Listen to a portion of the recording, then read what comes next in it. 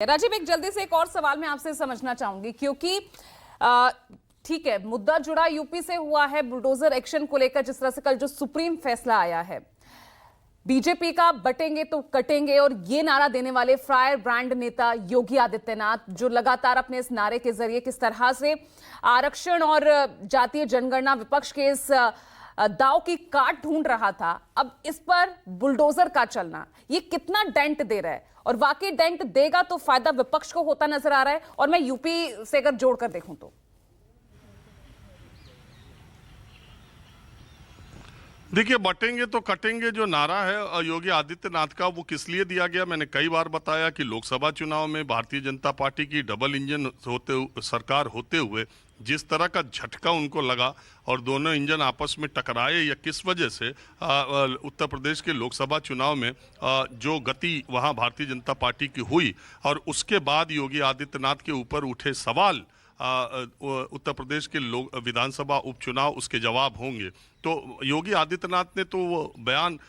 चूंकि मैंने कई बार आपसे कहा कि राम जन्मभूमि, अयोध्या, फैजाबाद की जो लोकसभा सीट है उसके अगल बगल की सारी सीटें भारतीय जनता पार्टी अगर हार गई तो निश्चित तौर पर हिंदू मतों का जो ध्रुवीकरण कराने की बात, या बटेंगे कटेंगे जिसलिए नारा दिया गया, वो लोकसभा में नहीं चला। और अगर जो लोकसभा में नहीं चला तो आपको सबको पता है कि जो वोटों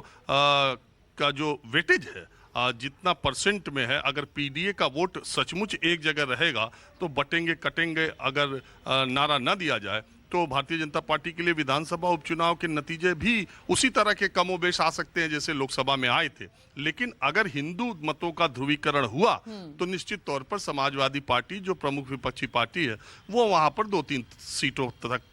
तीन सीटों में सिमट सकती है, 9 में। तो ये दोनों तरफ से अपनी अपनी पीडीए को एकजुट करने का अखिलेश यादव फायदा देख चुके हैं, उन्हें नतीजा मिल चुका है, इसीलिए वो उस फार्मूले को अपनाते हैं। और जो बटने वाली बात है, जो हिंदू मतों का ध्रुवीकरण करना चाहती थी बीजेपी उत्तर प्रदेश में, वो नाकामयाब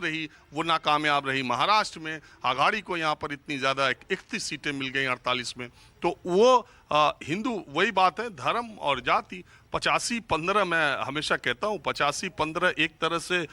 माइनॉरिटी और मेजॉरिटी, और 85-15 एक तरह से ओबीसी, एससी, एसटी और माइनॉरिटी, और 15% अगड़े। तो ये 85-15 की लड़ाई मुझे लगता है कि जब जब देश में चुनाव होगा तब तब होगी। अब 85-15 में जो अगड़े एससी एसटी के नेता के तौर पर राहुल गांधी अब आरक्षण की 50% की सीमा को तोड़ने की बात कर रहे हैं, तो उनका निशाना भी उसी 85% पर है।